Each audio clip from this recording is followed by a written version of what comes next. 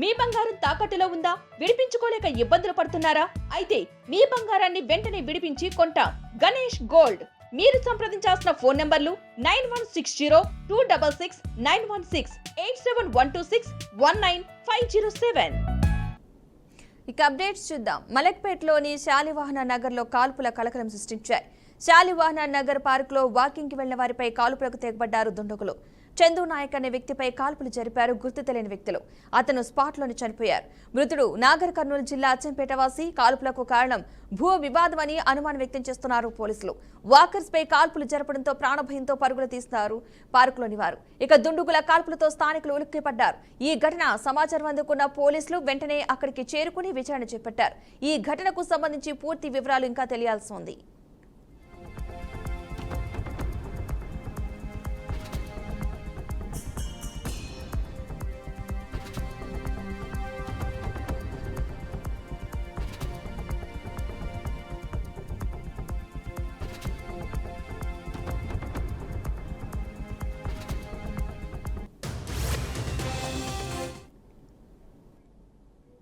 ఆదాయానికి మించి ఆస్తులు ఉన్నాయనే ఆరోపణల నేపథ్యంలో ఇవాళ ఏసీబీ అధికారులు నీటిపారుదల శాఖ మాజీ engineer in chief retired Muralidhar రావును అదుపులోకి తీసుకున్నారు. ఇక ఈ మేరకు బంజారాహిల్స్లోని ఆయన నివాసంతో పాటు కరీంనగర్, జహీరాబాద్లలో మొత్తం 10 చోట్ల బంధువులు, స్నేహితుల ఇళ్లలో అధికారులు ఏకకాలంలో సోదాలు చేపడుతున్నారు. ఇక తనిఖీలపై మరింత సమాచారం అయితే ఇంకా తెలియాల్సి ఉంది.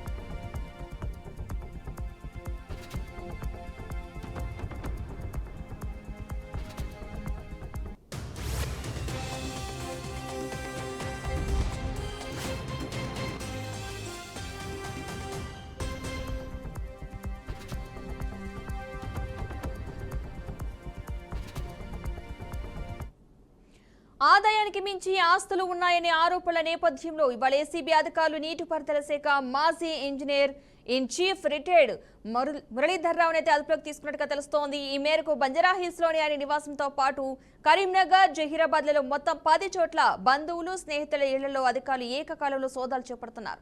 ఇక ఈ తనిఖీలకు సంబంధించి పూర్తి సమాచారం అయితే ఇంకా తెలియాల్సి ఉంది.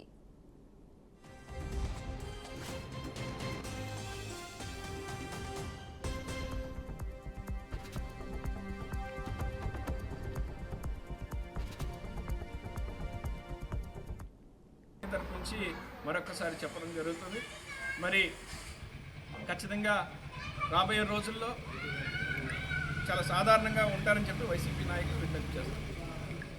స్థానికంగా రానున్న రోజుల్లో కూడా ఏవైతే 1-2 పెండింగ్ ఉన్నటువంటి సంక్షేమ అభివృద్ధి కార్యక్రమాలు ఉన్నాయో వాటిని కూడా తప్పకుండా 1-2 నెలల్లోనే వాటిని పూర్తి చేస్తామని కూడా సందర్భంగా తెలియజేస్తా ఉన్నాను. మీరు వైసీపీ నాయకులందరూ కూడా ఒకటే గుర్తుపెట్టుకోండి, ప్రజలకు మంచి చేస్తే మిమ్మల్ని హర్షిస్తారు తప్ప హింస రాజకీయాలను కనుక ప్రజల్లోకి తీసుకెళ్తే ప్రజలెవరు కూడా ఉపేక్షించే పరిస్థితులు లేరు. మరలా మీకు బుద్ధి చెప్తారని చెప్పి ఈ సందర్భంగా తెలియజేసుకుంటూ మీ అందరి దగ్గర సెలవు తీసుకుంటా ఉన్నాను.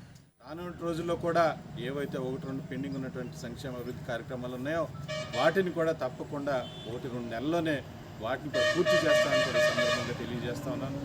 మీరు వైసీపీ నాయకులందరూ కూడా ఒకటే గుర్తుపెట్టుకోండి, ప్రజలకు మంచి చేస్తే మిమ్మల్ని హర్షిస్తారు తప్ప హింస రాజకీయాలను కనుక ప్రజల్లోకి తీసుకెళ్తే ప్రజలెవరు కూడా ఉపేక్షించే పరిస్థితులు లేరు. మరలా మీకు బుద్ధి రంగారెడ్డి జిల్లా షాబాద్ మండల కేంద్రంలోని జెడ్పీహెచ్ఎస్ బాలుర ఉన్నత పాఠశాలలో ఇటీవల ఓ శోచనీయ ఘటన చోటు చేసుకుంది. 6వ తరగతి చదువుతున్న రాజేష్ అనే విద్యార్థిని ప్రధాన ఉపాధ్యాయుడు గోవింద్ కాలుతో తన్నిన ఘటన కలకలం రేపింది. ఈ విషయంపై స్పందించిన రంగారెడ్డి జిల్లా విద్యాధికారి సుసిందర్ రావు షాబాద్లోని పాఠశాలను ఆకస్మికంగా తనిఖీ చేశారు. తనిఖీలో భాగంగా విద్యార్థుల నుంచి వివరాలు సేకరించి జరిగిన దాడిపై పూర్తిగా ఆరా తీశారు. గోవింద్పై చర్యలు తీసుకున్నట్లు, ఆయన స్థానంలో ఇంకో ఉపాధ్యాయుడికి ఇన్ఛార్జ్ బాధ్యతలు అప్పగించామని డీఈఓ తెలిపారు.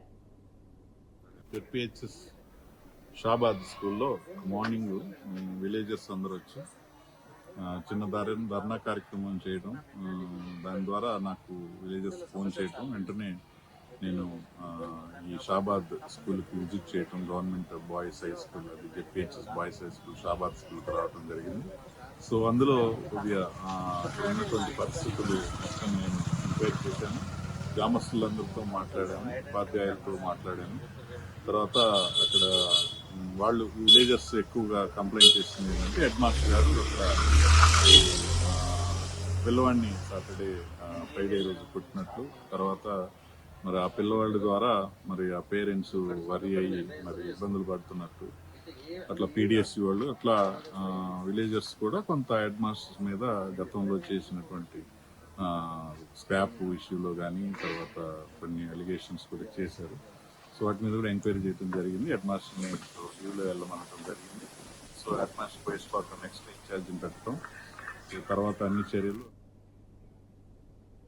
సూర్యాపేట జిల్లా నడిగూడెం మండల కేంద్రంలోని కస్తూర్బా గాంధీ బాలికల పాఠశాలలో 10వ తరగతి చదువుతున్న విద్యార్థిని తనుష మహాలక్ష్మి ఉరివేసుకుని బలవన్మరణానికి పాల్పడింది. మృతురాలు మునగాల మండలం కలకోవ గ్రామానికి చెందిన వారిగా పోలీసులు గుర్తించారు. నిన్న సాయంత్రం తనుషను చూసేందుకు తండ్రి వెంకటేశ్వర్లు పాఠశాలకు వచ్చాడు. రాత్రి 11 గంటల వరకు తనుష రీడింగ్ హాల్లోనే చదువుతున్నట్లు ఆమె తోటి విద్యార్థులు తెలిపారు. రాత్రి ఎవరూ లేని సమయంలో తనుష ఫ్యాన్కు చున్నీ కట్టి ఉరివేసుకుని ఆత్మహత్యకు పాల్పడింది. సమాచారం అందుకున్న ఎస్ఐ అజయ్ కుమార్ సంఘటనా స్థలానికి చేరుకుని మృతదేహాన్ని కిందికి దింపారు. సహజంగా అందరితో కలుపుగోలుగా చిరునవ్వుతో ఉండే తనుష అర్ధాంతరంగా జీవితాన్ని ముగించుకోవడంతో తోటి విద్యార్థులు తీవ్ర విషాదంలో మునిగిపోయారు.